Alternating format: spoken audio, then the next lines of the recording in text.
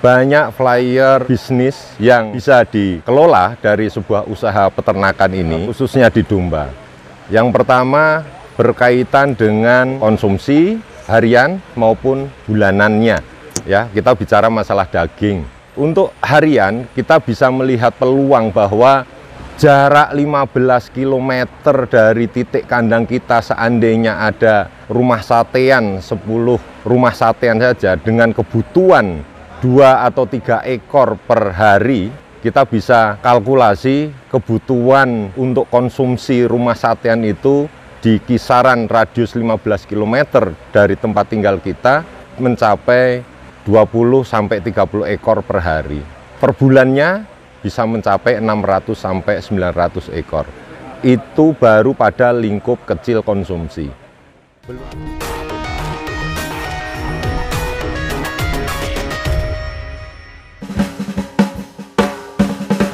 Baik, jumpa lagi dengan saya Farid Abdul Hakim, owner sekaligus pengelola The Petung Farm Pekalongan.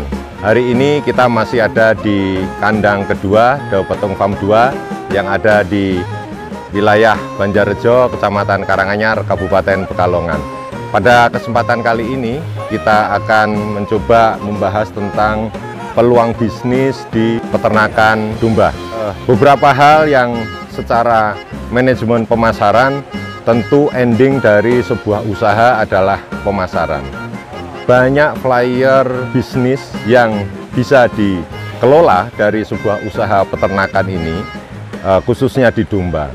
Yang pertama berkaitan dengan ternak itu sendiri, baik itu untuk konsumsi harian maupun untuk bulanannya.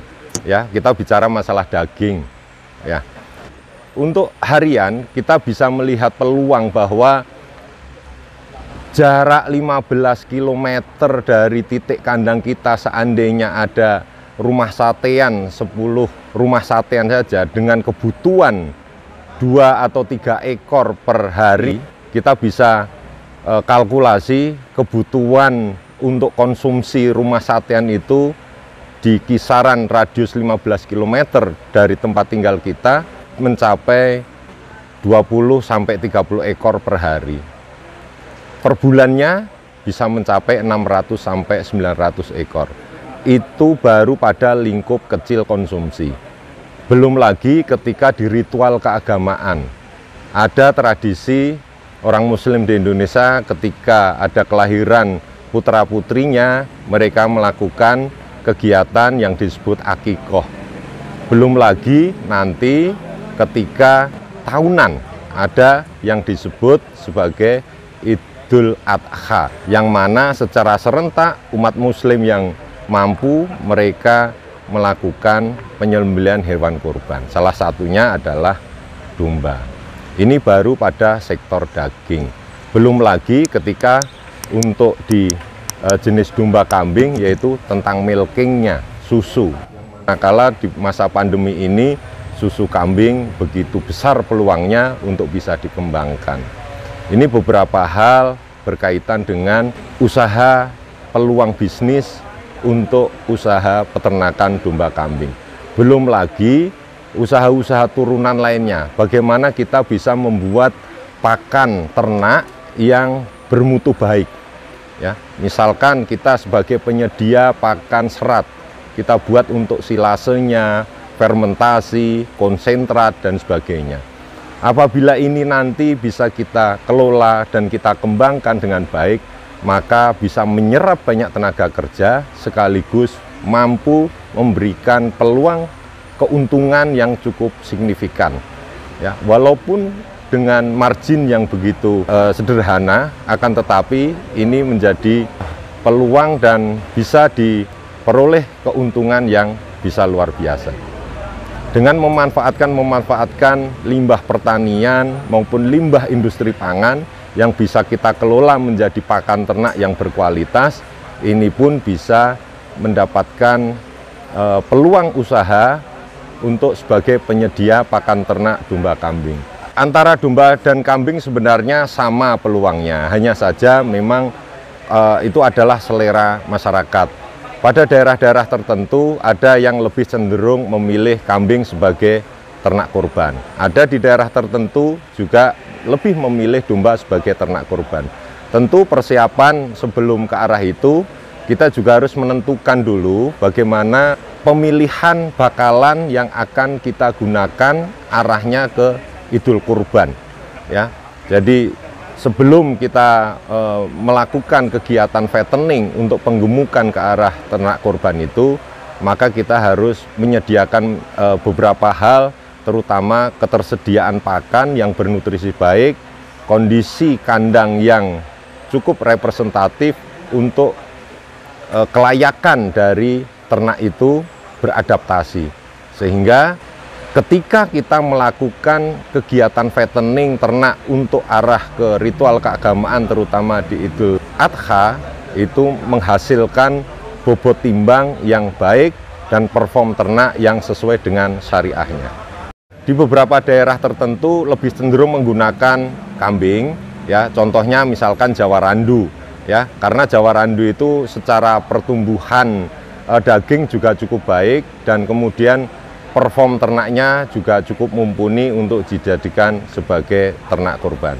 Nah, tapi di berbagai daerah lain lagi juga ada kecenderungan ke domba yang bertanduk, misalkan domba jenis Garut dan sebagainya, karena menurutnya secara perform kemudian secara bobot, kualitas dagingnya juga cukup baik untuk dijadikan hewan ternak. Tentu harus banyak menjalin silaturahmi dengan berbagai macam farm, kemudian juga menjalin silaturahmi dengan peternak-peternak tradisional juga, yang mana selaku supplier tentu harus bisa mengkomunikasikan itu sehingga saling ada simbiosis mutualisme. Jadi ke para petani sebagai orang yang akan memberikan ternak atau mensuplai ternak ke kita, dan kita selaku orang yang menampung dan mendistribusikan ke konsumen, itu harus betul-betul ada simbiosis mutualisme, sama-sama diuntungkan, baik itu nanti di petani peternak tradisionalnya, di farm selaku penampung dari para petani itu, kemudian customer. Jadi dihasilkanlah domba-domba ataupun ternak yang berkualitas baik, yang sesuai dengan syariah untuk Idul Kurban. Secara regulasi memang harusnya tidak dibolehkan betina produktif untuk dipotong, ya, karena itu akan memutus rantai dan pertumbuhan atau perkembangan dari penyedia peternakan itu terputus. Maka fungsi breeding di sini adalah sebagai jantungnya peternakan. Ya, karena kecenderungannya secara hitung-hitungan ekonomis betina lebih murah itu karena secara anatomi tubuhnya, hitungan daging secara karkas jantan memang lebih banyak.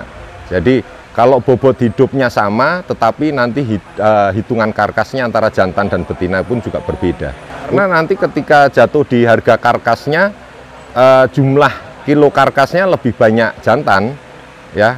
Kalau kilo hidup sama antara betina dan jantan, pada saat hitungan karkas, kepadatan daging dan organ tubuh lainnya itu jantan lebih banyak, lebih padat.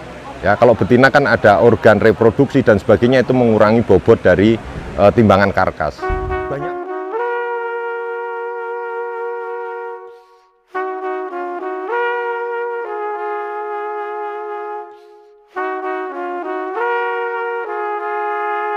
Banyak peluang yang tadi di awal kami sampaikan. Jadi flyer efek dari peternakan domba kambing ini sebenarnya cukup luas. Mulai kita berjualan atau memarketkan dari sektor pakan saja, misalkan silase, fermentasi, atau nutrisinya, ataupun nanti bermain di penjualan ternak itu sendiri. Ada yang bermain untuk fatteningnya, bermain di breedingnya, bahkan ada sub bidang lagi yang seperti kami lakukan adalah penyiapan induk bunting, ya. Jadi kami mensilangkan domba lokal dengan domba unggul yang dari Australia yang disebut domba Dorper, itu semuanya menjadi peluang. Karena asumsinya begini, beternak domba dan kambing, khususnya domba, itu dalam 2 tahun dia bisa terjadi 3 kali kelahiran. Dengan asumsi bahwa dengan kelahiran 1 ekor saja dalam 2 tahun mereka ataupun ternak kita ini mempunyai kelipatan 400%. Jadi dalam sebuah usaha peternakan ini kalau boleh dibilang untuk ke return of investment-nya cukup cepat, dengan catatan semuanya dikelola dengan tata kelola yang baik dan benar, mulai dari pakan, kandang, perawatan, dan lain-lain sebagainya. Baik, kepada kawan-kawan para peternak kami sampaikan bahwa di De Betung Farm kami menyediakan induk bunting yang kami cross dengan domba Dorper. Apabila kawan-kawan para peternak dan calon peternak ingin berkomunikasi, bersilaturahmi dengan kami, silakan silaturahmi ke kandang kami di kandang 2 De Betung Farm 2 yang ada di Desa Banjarrejo, Kecamatan Karanganyar, Kabupaten Pekalongan. Saya kira itu, saya Farid Abdul Hakim, owner sekaligus pengelola De Betung Farm. Salam peternakan.